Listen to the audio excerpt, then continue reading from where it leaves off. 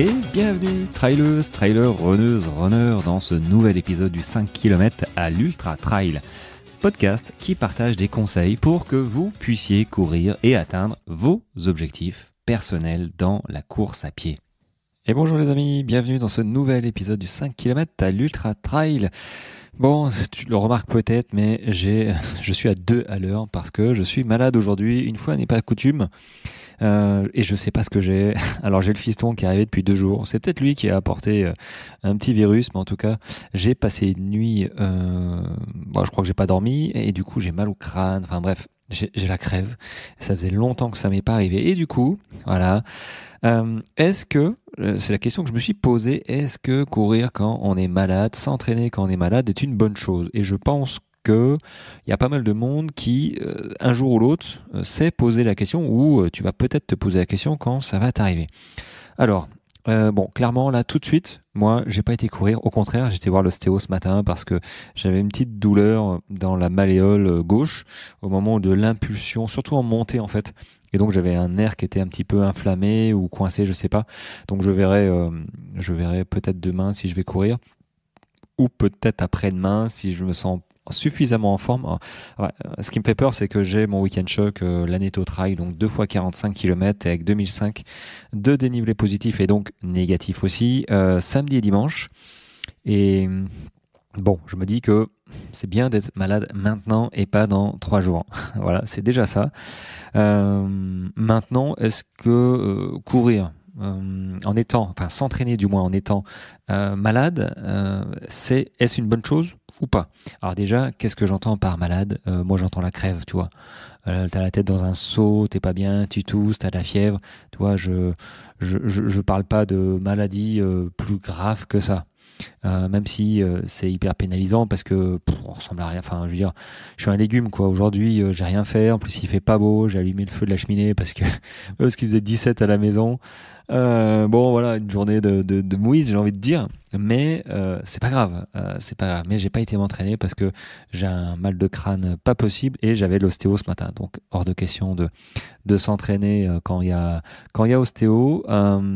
Mais bon, moi je me suis déjà entraîné en fait en étant malade. Alors est-ce que de mémoire j'étais malade comme ça en me disant en fait parfois t'as pas le choix de t'entraîner. T'as pas le choix. Tu te laisses pas le choix en fait.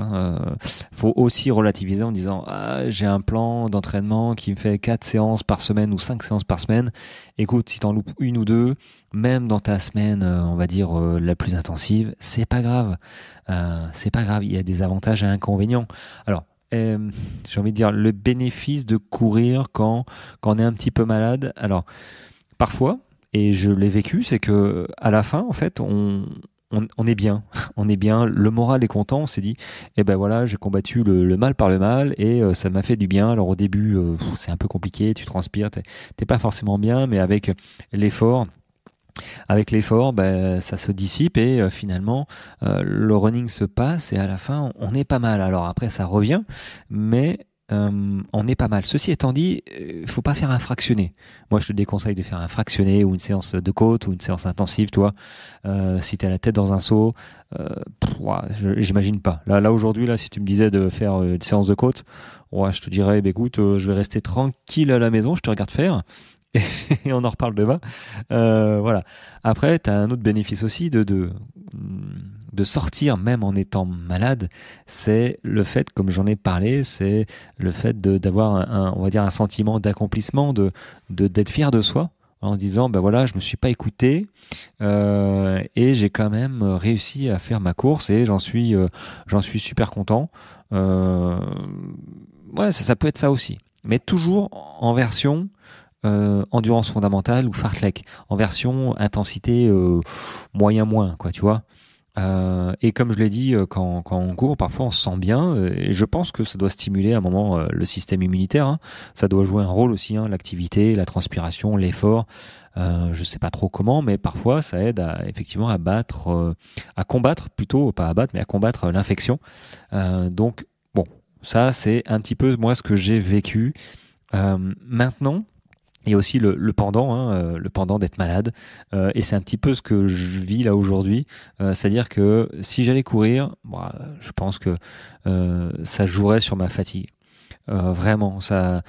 Je suis déjà beaucoup fatigué aujourd'hui, un peu trop à mon goût, et je pense que si j'irais courir, ouah, je pense que je me ferais peut-être mal, je sais pas, tu vois, dans la forêt, c'est un coup à se casser la figure à chaque caillou là, et je pense que je serais fatigué plus après, et ça peut potentiellement, je pense, retarder la guérison, tout simplement. Ouais, tout simplement. Alors je sais pas, j'ai cette impression-là en fait. Euh, Est-ce que là j'irai courir? Bah non, la preuve j'y suis pas allé, mais bon, j'aurais pas eu l'ostéo. Est-ce que j'irai courir? Non, parce que moi je pars du principe que, ok, je me construis mon plan d'entraînement, mais c'est pas au dépend de ma santé. Et je considère aujourd'hui que aller courir avec un mal de crâne, j'ai pris un Doliprane, mais ça a pas l'air de faire beaucoup effet. Bah, les chocs de la course à pied, bim bim, oh, ça résonnerait dans ma tête, ce serait infernal. Donc clairement, ce serait pas bon et je pense que euh, potentiellement, ça peut engendrer des blessures. Le fait de, alors là, je fais l'extrême, mais ça peut engendrer des blessures, comme je disais là, dans ma forêt. Si j'allais courir, je manquerais, je pense, un peu de lucidité avec la fièvre, le mal de crâne. Je serais pas hyper focus sur les chemins et sur moi-même. Et du coup, bah, je suis pas à l'abri de me tordre la cheville sur une souche où, oh là, ça se serait wow, j'ai encore le souvenir en fait, et je sais pas si, je pense que tout le monde qui a eu une entorse a ce souvenir-là dans les oreilles ou la mémoire de la douleur, mais moi j'ai encore cette mémoire de la douleur, ça fait 2 ans de se tordre la cheville, ça fait, bah voilà, ça fait très mal. Et après, on est bien handicapé. Donc là, clairement, j'ai pas envie de me tordre la cheville maintenant, à 2 mois de la suspic, quoi. Non, c'est pas que je veux pas que je fais ma sensible, mais en fait, non, pas là, tout simplement. Donc, est-ce que courir quand on est malade, c'est une bonne chose? En fait, ça dépend vraiment de chacun, parce que déjà, il y a malade et malade, mais si t'as juste la crève, toi, bah, c'est suivant toi. C'est sincèrement, faut écouter son corps, tu sais, le nez qui coule, le mal de gorge. Va courir avec un mal de gorge, c'est carrément pas agréable. Je pense que, ouais, moi perso, j'ai couru, mais pas souvent malade, parce que je trouve que c'est pas foufou, c'est pas adapté, c'est pas les bénéfices. Sont pas géniales et oui, potentiellement ça peut retarder vraiment bah, la guérison tout simplement. Maintenant, si tu as juste un petit rhume, bon voilà, mais là c'est vrai que j'ai mal au crâne, j'ai la tête dans un seau, j'ai mal aux yeux, la luminosité me fait mal au crâne. Donc voilà, je sais pas, bon, je sais pas ce qui s'est passé en regardant le match de l'équipe de France contre la Belgique, un match soporifique, mais du coup, je sais pas, j'ai regardé trop de télé, voilà, ça m'a fait mal aux yeux, ça m'apprendra. Ça promet le match France-Portugal, on verra un petit peu comment ça se passe, mais j'ai pas vraiment bon espoir qu'il y ait du spectacle. Mais bon, bref, je sors du contexte. Enfin, du sujet du podcast de cet épisode. Donc pour en revenir, bah écoute, courir quand on est malade, est-ce qu'il y a quand même une partie, oui, il y a quand même une partie positive, je l'ai dit, mais après ça dépend vraiment de toi, tes envies, ton planning, est-ce que tu as le choix, t'as pas le choix, est-ce que tu te laisses le choix ou tu te laisses pas le choix aussi, faut pas s'enfermer dans des schémas. On est toujours dans des schémas dans notre vie, le boulot, on est rythmé par des agendas, par des rendez-vous. C'est tout le temps les enfants à l'école, faire à manger, faire les courses, toujours. Et de là à se rajouter j'allais dire ce planning, mais ces échéances-là pour la course à pied, faut que ça reste quand même je vais dire un bonheur, mais un plaisir plus ou moins intense suivant les périodes. On peut pas toujours kiffer non plus de sortir, mais il faut quand même qu'il y ait une part de plaisir et que quand tu es malade, ben, écoute, le repos fait partie de l'entraînement, faut pas l'oublier. Ton corps combat la maladie. Est-ce que c'est bien d'aller courir?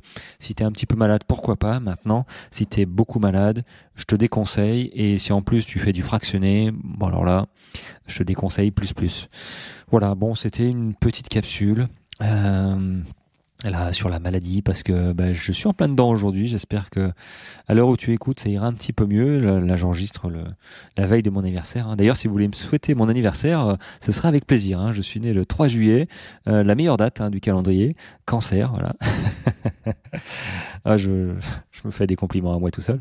Mais voilà. Bon, bref. Sur ce, que te dire? Bah écoute, j'attends avec impatience l'Aneto Trail là de ce week-end. Et pour rien te cacher, je suis pas hyper confiant. Pas à cause de comment je me sens actuellement, hein, mais c'est juste que je trouve que c'est un petit peu précoce ce Weekend Shock, mais je pouvais pas caler le Weekend Shock peut-être un petit peu plus tard, je sais pas, mais ça aurait été trop proche de la Swiss Peak. Parce que la Volvic de 125 km, il m'a fallu presque un mois pour vraiment reprendre l'entraînement voilà tranquillement, et en plus ouais, j'ai eu du mal dans la motivation en fait. Donc ça veut dire que physiquement j'étais aussi impacté, et du coup j'ai repris. Donc là ça va bien, mais de là à faire 2 fois 45 km, j'ai un petit peu des doutes, sachant que la semaine prochaine je dois être en forme à peu près pour faire des tests physiques le jeudi. Voilà. Donc je t'en parlerai un petit peu. Je vais tenter la cryo avec un bain d'eau froide à 8 degrés lundi à Toulouse, avec aussi comment on appelle ça là, je vois les pubs sur Insta tout le temps là, j'ai oublié, zut, ce que tu mets autour des jambes et ça te met de la pression. Voilà, ça fait de la pression et ça masse par coup de pression. Je vois la pub là, des trucs qui se vendent 600 €, 800 €. C'est tentant, hein, mais bon, quand tu vois combien ça coûte chez les ostéos, parce que moi là j'ai pris rendez-vous, c'est un ostéo qui a ça. Pour 20-25 €, t'as une séance avec ça et un bain d'eau froide pour bien récupérer. Mais je me dis que pour économiser, je sais pas, 600 €, faut y aller à 20 €, faut y aller 30 fois, quoi. Bon, 30 fois, rentabiliser l'achat, je pense que j'ai le temps. Mais si vraiment ça marche du feu de Dieu, peut-être que j'investirai là-dedans, même si je pense que l'entraînement, l'alimentation, le massage, les étirements font le taf. Il n'y a pas de ne vous jetez pas dessus sur les trucs miracles. Vous savez les trucs qui massent là, qui donnent des impulsions dans les muscles là pour sous forme de massage. Ça pour moi c'est du marketing. Est-ce que ça a une réelle plus-value sur la récupération? Je ne sais pas. Est-ce que ça remplace je pense que c'est un complément peut-être. Mais ça remplace pas ton alimentation, ton hydratation, des étirements, ce genre de choses, tu vois, un truc basique, classique, mais qui fonctionne. Voilà. Donc, mais bon, je serais assez curieux. J'en parlerai lundi. Du coup, dans l'épisode de mardi, comme ça, je ferai l'épisode lundi soir sur un petit peu comment ça s'est passé. Je te cache pas que je vais risquer de couiner un peu avec une eau à 8 degrés. Je suis un peu un frileux là, j'ai déjà froid, tu vois, juste le fait d'y penser. Mais je pense que ça va activer tout mon système circulatoire là. Ça va le booster là. Je vais être reboosté. C'est 8 minutes dans une eau à 8 degrés. Après 12 minutes ou 15 minutes avec les trucs de pression pour les jambes. Pressothérapie, je crois, ouais, c'est que ça. Donc je pense que je vais récupérer à peu près correctement pour le jeudi mes tests physiques, mais bon, on verra. Bref, sur ce, écoute, merci de tes écoutes. On est quoi demain? On est mercredi, donc il y a la newsletter sur les séances de côte et des explications qui va sortir à 18h. Si tu n'es pas inscrit, dépêche-toi avant 18h mercredi, donc aujourd'hui, à l'heure où va sortir ce podcast, cette capsule du moins. Et moi je te retrouve demain pour un nouvel épisode, j'espère en meilleure forme quand même. Allez, ciao.